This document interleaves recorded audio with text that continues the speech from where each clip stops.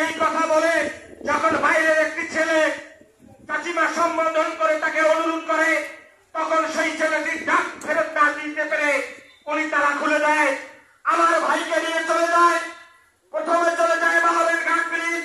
সেখানে যখন তাকে হত্যা করতে পারে না, লোকজনের উপস্থিতির কারণে সেখান থেকে ফিরে আসে।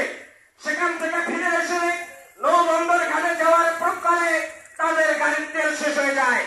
গাড়ির তেল শেষ হয়ে যাওয়ার পর আমার ভাইকে দিয়ে মোটর বাইক চেয়ে পাম্প পর্যন্ত নিয়ে যায়। সেখানে গিয়ে পাম্পে তেল নেয়। তেল নেওয়ার পর তারপর আবার তারা ঘাটে চলে যায়। ঘাটে গিয়ে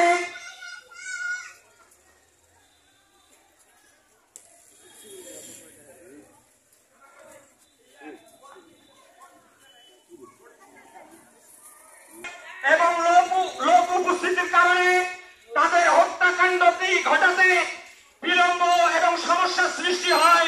তখন তাকে নিয়ে আসে অন্যত্র কোনো এক জায়গায় তাকে হত্যা করে।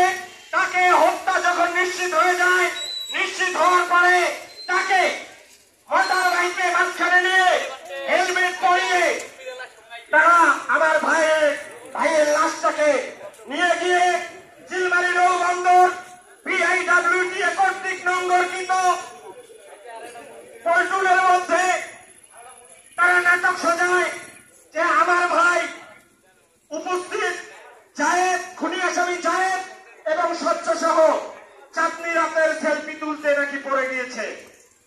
তখন প্রশ্ন করা হলো, আমার ভাইয়ের হাতে তো কোনো টাচ ফোন নেই, তাহলে সেলফি তুললো কার ফোন দিয়ে? তখন তারা উত্তর দিল, স্বচ্ছর ফোন দিয়ে তোলা হয়েছে। তাহলে সে নিঃসন্দেহে তার মোবাইলটিও পড়ে যাওয়ার কথা। কিন্তু দেখা গেল